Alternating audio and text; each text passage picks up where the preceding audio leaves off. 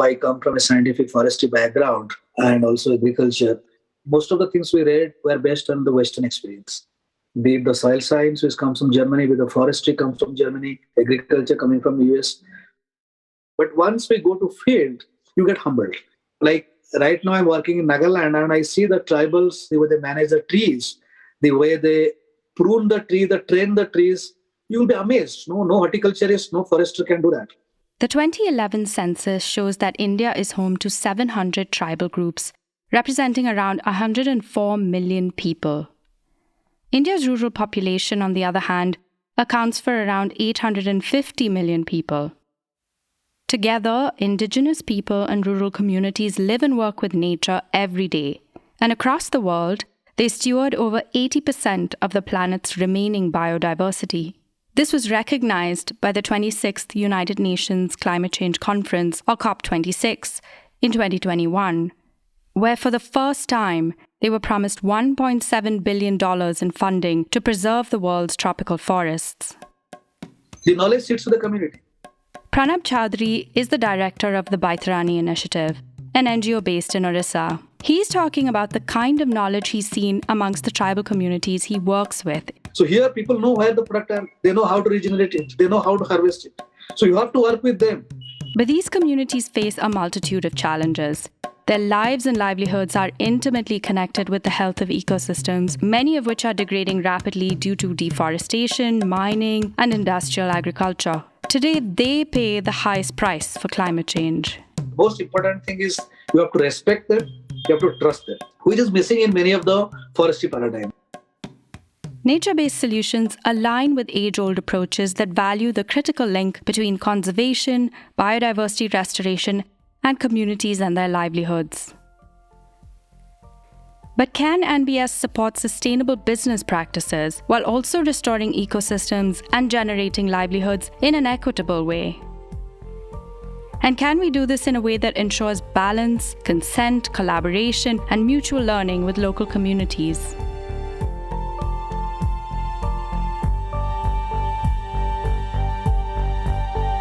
Welcome to Second Nature, a new look at India's climate future, a podcast series on the possibilities of nature-based solutions in India. This series is produced by the India Climate Collaborative and Edelgive Foundation Alliance.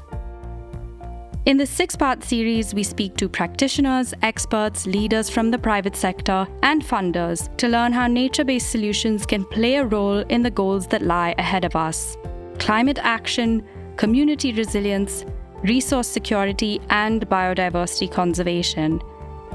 And we ask the important question: what kind of collaboration and investment do we need to scale these solutions?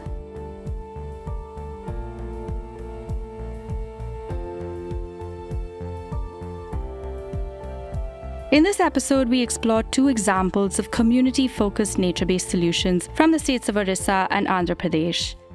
And we speak to Pranab Chaudhary and Satya Tripathi, who take us through their experiences working with indigenous tribes and local farmers through their land-based interventions. Episode 3: Back to Our Roots. The Baitarani Initiative is an NGO that protects forests and the livelihoods of the tribal population of Orissa. The organization was started in 2006 to deal with issues within the Baitarani River Basin. The river basin management model that Pranab uses is based on natural geo-ecological units defined by how water flows or drains through a river basin. Unlike development approaches that are based around administrative units like districts and blocks, this framework is more closely aligned with the landscape and the relationship between people and the ecosystems within it. So if the land use are aligned as per the natural geohydrological units, so there is a more likelihood of the development more sustainable. And then when you integrate with the people and institutions and livelihoods around that, then you find these interactions are more complementary and this development is more resilient, just and equitable. Orissa is known as a tribal state because it is home to 62 scheduled tribal communities, approximately 23% of the total population of the state. These communities traditionally rely on activities like agriculture, fishing, hunting, and gathering for their subsistence. we find they do some kind of practices which are agroecological, which are more eco-friendly. And because they don't get a market, they shift to commercial agriculture, which cash crops, which are not bad, but for them, because of lack of capability to invest and lack of access to irrigated land and better quality land, they end up in losing things. So sometimes they are cheated in terms of pricing, and other times also many of the products are very irregular demand. So they end up in putting a lot of labor in collecting, and many times not able to sell it, or when they sell it, they don't get a good return. In 2011, Dabur, a private entity, joined Baitarani to see if they could procure medicinal plants from Baitarani's catchment areas in 9 forest divisions of Orissa. This objective of the project was twofold: promoting forest conservation and forest area expansion, forest cover increase, as well as improving the livelihood of the communities living in the forest-fringed villages. We also wanted that the harvesting should be sustainable, because we have seen earlier when there is a trigger for a product, people would fail it. Pranab tells us about a story from a few years ago. A private company was trying to procure a large quantity of gooseberry, locally known as amla, to the Katni district of Madhya Pradesh. They wanted the produce within 48 hours without any damage to the fruit's skin. Harvesting of amla involves shaking the amla trees to make the fruit fall down, but this often does damage the fruit's skin. In the hurry to meet this company's demand, people took to cutting the trees down instead. In 2016, a biodiversity study of amla trees in the region found widespread loss of tree cover because of this, which must have had a long-term impact on the communities. When Dabur first began working with these communities, they wanted to ensure that the partnership prioritized their needs in a transparent way. So when we were trying to promote the livelihoods, we thought that if they can be given more market information and more market choices and more market linkages, probably that situation would improve. In this case, it involved sharing information on support prices upfront. We provide them support price that is declared at the beginning of the season, and they know which products to procure, because this product, if they procure, they will definitely be sold, and they know at what price it will be sold. Dabur also offers other market information on the quantity and quality of the produce they require. This ensures that the ecosystem has the capacity to regenerate and prevents a situation like the one with the amla and Katni from arising in the future. So what made this partnership possible? Pranab says one factor is the Biodiversity Act of 2002, a milestone regulation that institutionalized biodiversity preservation. The Act provides a way for equitable benefit sharing by corporations who rely on traditional biological resources and knowledge. But that's only part of the story. There are some kind of obligation on the companies towards access benefit sharing, that whatever biological products you will be collecting from the natural forests or natural ecosystems, you have to share some kind of return with the community. So as a result of which, you have biodiversity boards, management committees have been formed in many states, but they are not working pretty well, but that system is in place. And at the same time, they realized that many of the products they are getting, they don't have any clue from where they're coming. You don't know the quality parameter, you don't know whether they will come next year, because sometimes they are harvested non-sustainably. Globally, there is a growing business focus on sustainable sourcing and supply chains. But procuring materials that have been grown or harvested as per desired standards and in the right quantity can be a challenge. But in the case of Dabur, we can see how this nature-based solution created an opportunity for both parties to benefit, the business operations as well as the local community. Dabur was able to build closer contact with 4,000 local households and supported their access to harvesting and selling rights for 8 forest products, which in return received supply chain guarantees and certification. The partnership also addressed fair compensation. Every year, almost these people are getting about 40 to 50 lakhs among themselves from Dabur, from this trade. So definitely their income has increased, their knowledge has increased, their network has increased, and also forest biodiversity. They started putting the seeds into the forest, through a simple system of putting them in cow dung balls during the monsoon, and organizing tree planting festivals within themselves, which we encouraged.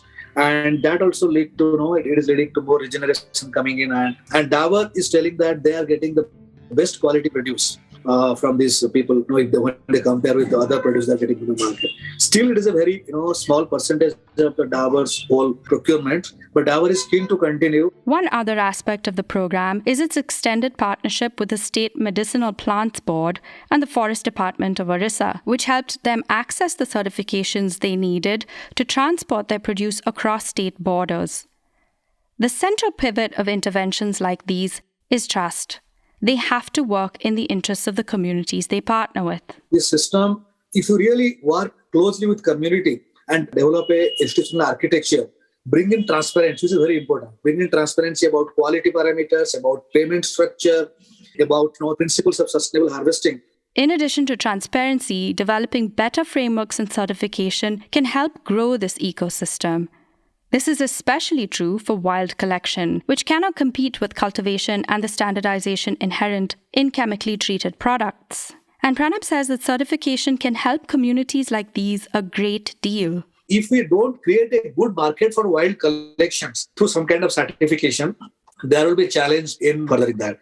And once the protocols are there, we have to also work with market forces, consumer awareness to say that these are certified and you buy it. But this is not simply an environmental or economic challenge. It has strong cultural aspects too. Pranab talks about how many young people are migrating away from these ecologically sensitive areas in search of better opportunities and employment, a phenomenon that's widespread across India and increasingly being attributed to climate change. So if you really want to arrest that youth migration, because when they go away, then other people come in and harvest forest, and tribals, they protect the forest better. There are some local cultural understandings that we have to see and see how the forest is framing in their cultural narrative. Providing financial stability to youth to empower and incentivize them to stay is a key part of scaling up interventions like the Baitarani initiative. So we have to promote these nature-based solutions through partnerships, which can bring in finance, which can bring in certification, which can bring in technology, promote institutions like FPOs there. So that is the ecosystem around which now our next stage of work is starting. When nature-based solutions are respectful of the local communities and allow for their stewardship in the entire process, they're more likely to be successful at meeting economic, social, and environmental goals. And this case demonstrates how different stakeholders can come together and use a blended finance model that can bring even more interested parties into the partnership, especially from the private sector. They are now more inclined to listen at least and experiment and work with you. Pranab says there is great potential for growing ventures like these. I see this is a kind of nature-based solution which is not only promoting the economy, also contributing to the global reducing in global greenhouse gas emission. Because all of these practices use less mechanical energy, less chemicals, add a soil carbon to soil, make soil healthier, landscapes, and many times contribute to local economy.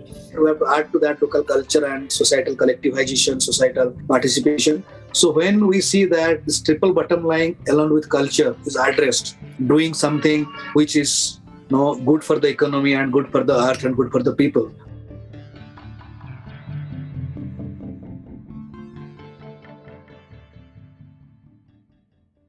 Agriculture keeps about 75% of the people in India engaged in some form of occupational employment, if I may use that term, but providing only under 15% of the productivity.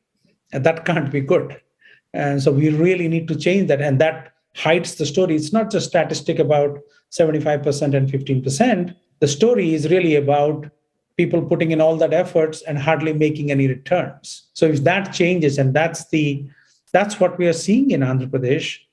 In 2014, the government of the state of Andhra Pradesh established a not-for-profit company named Raitu Sadhikara Samstha to support farmers at a time when the state was experiencing a number of environmental crises. Farmers there were facing water stress and scarcity, soil degradation, biodiversity loss, and migration from rural to urban parts of the state. One of the programs they launched is the Community Managed Natural Farming Program, or the CMNF. It was set up to encourage vulnerable farmers to shift from conventional agricultural practices using chemical inputs to climate-resilient practices using natural inputs. At its heart, the initiative is built on a foundation of community support.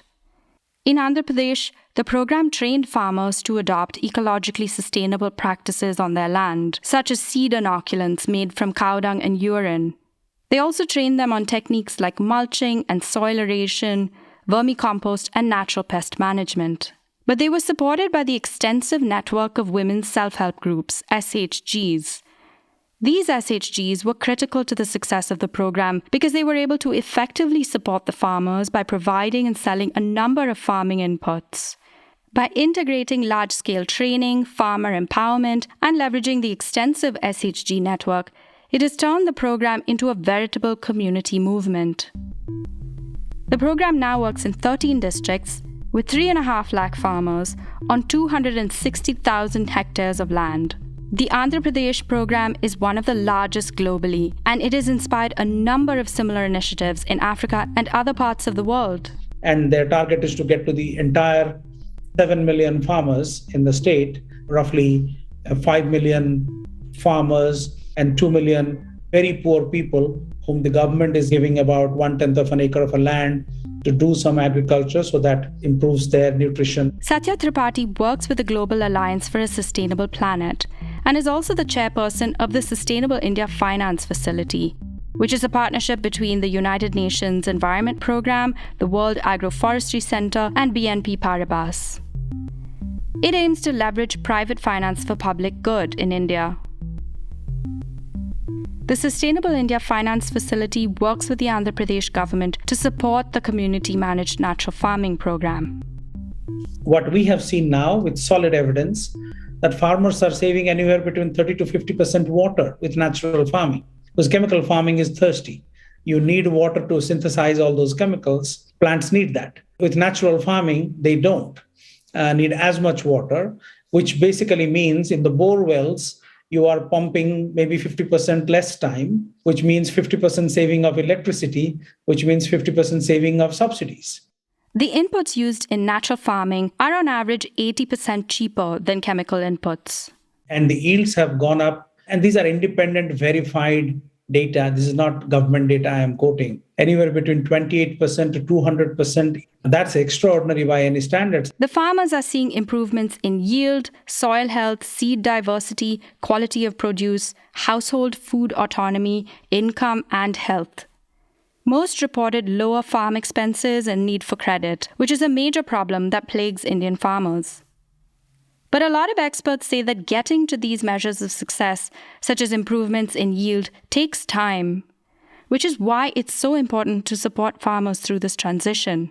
And initiatives like this one recognize how important an enabling environment is for success.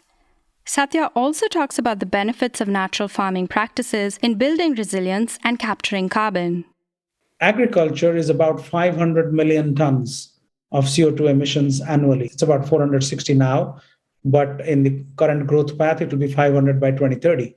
But if you switch to natural farming, you will produce 1 billion tons every year in sequestered carbon, soil organic carbon. It brings with it people's health, soil health, ecosystem health, economic regeneration and transformation. So everybody wants to buy that kind of carbon, where they can serve the SDGs, all 17 of them, by actually paying for carbon that is much more meaningful than just, direct to air capture carbon.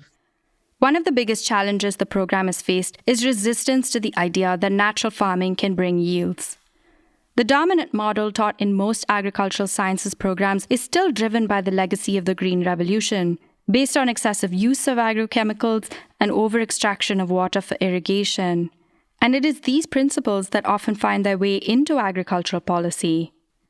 You have an entire ecosystem of scientists, experts that have spent a lifetime studying chemical, agrochemical, and pesticide-based farming. And so they're hired by the government and they come with a degree, a university degree, and then they come and unlearn what they have learned in their agricultural sciences education. That just put aside input first and look at it with nature first. What protects nature? What is in harmony with nature? But change is possible, especially when farmers are empowered, ensured fair information access, and supported by a system that respects their decisions, needs, skills, and knowledge. Of course, the detractors will tell you that, oh, where are the nutrients? Where are the nitrates coming from? Where's the phosphorus coming from? Where are the phosphates coming from? That's the NPK universe. But that has actually brought us where we are today. It made India the largest producer in very many agricultural commodities, but at the same time, it is depleting our soils at a rate that in 40 to 50 years' time, we have nothing to grow, perhaps. Dr. Ravi Babu, the Managing Director of the Farm Center Development Department at NABARD, visited the program recently.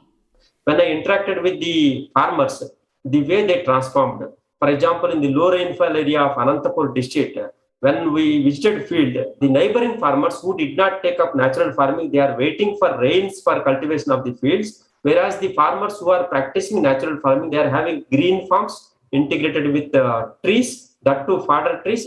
The improvement and application of bio-inputs, Ganajivamrutam, Dravajivamrutam, such type of bio-inoculants, and bio-inputs are supplied commercially. In the village itself, the farmers who are practicing natural farming, we have seen the fields and we found that soil is having enough soil moisture. It has improved the soil health. It was quite visible.